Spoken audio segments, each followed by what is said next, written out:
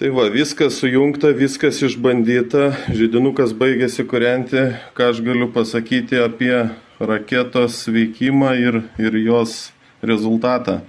Tai šilumos dvigubai daugiau, malkų dvigubai mažiau ir atvažiavau buvo +1 šilumos, drėgnumas apie 80, visi žinom, kad mūras traukia šaltį ir drėgmę.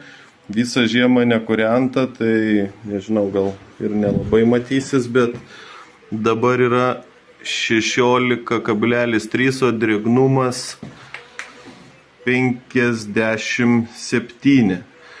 Tai tikrai šitas daiktas vertas 100%, kas nenori išleisti šilumos ir malkų vėjais, tai tikrai įsigykit ir